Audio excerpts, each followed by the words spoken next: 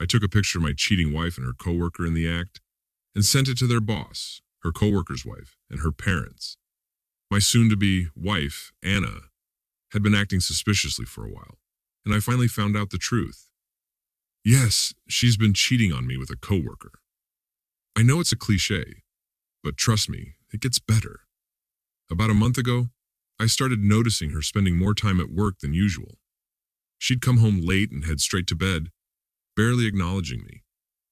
I tried talking to her about it, but she'd always say that she was just super busy with some project or another. One night I was having trouble sleeping and decided to grab her phone to browse some memes. I know, bad idea, but it was sitting right there. When I unlocked it, I saw a message thread with Dawn, and their conversation wasn't exactly work-related, if you know what I mean. I was devastated but wasn't about to let them get away with it. I needed revenge and proof, so I started doing some digging. It turned out they had plans to meet at a hotel right next to their workplace for a lunch break rendezvous. Bingo. On the day of their little meeting, I pretended to go to work as usual, but instead, I parked my car a couple of blocks away from the hotel and waited.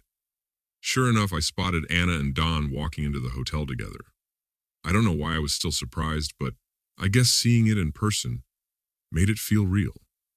I slipped into the hotel lobby after them, nodded to the girl behind the desk, and followed far enough behind them to see which room they entered. Room 114. I made my way back and approached the front desk. Luckily, someone else was standing at the counter. I put on my best panicked face and told the guy that I had left my wallet in room 114 and that my wife was going to kill me. He looked concerned and without hesitation gave me a spare key. He didn't even check to see if someone else had checked in. I walked down the hall and waited a few minutes to make sure they'd settled in, then made my way to their room. I could hear muffled voices and laughter coming from inside. My heart was pounding in my chest, but I knew I had to go through with it. I took a deep breath, slid the key into the lock, and swung the door open.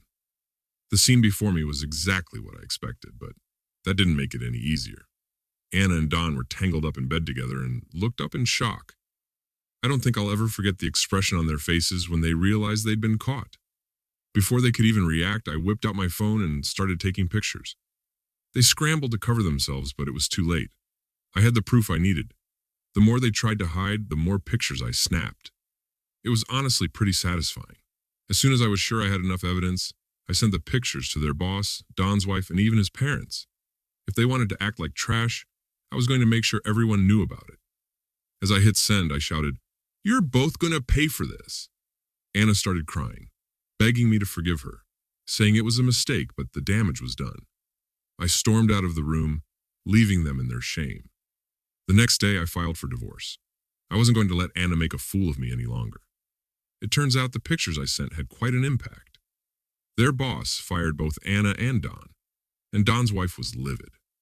I can't blame her. I'd be furious too if I were in her shoes. Don's parents were embarrassed and ashamed of their son, and they reached out to apologize to me. They had no idea what their son had been up to and were genuinely sorry. Words spread like wildfire around their workplace, and their reputations were pretty much destroyed. I can't say I feel bad for them. They made their choices and had to face the consequences. Don's wife ended up divorcing him, and she and I had several conversations on the phone as we pieced the whole story together. This had been going on for months, and neither of us had seen it due to the blind trust we had in our spouses. So, what's the moral here? Start paying attention early so you don't waste a bunch of time in a relationship that has already ended. Get out and move on. Great things await you. How do you think I handled the situation? What would you have done? Let us know what you think in the comments below.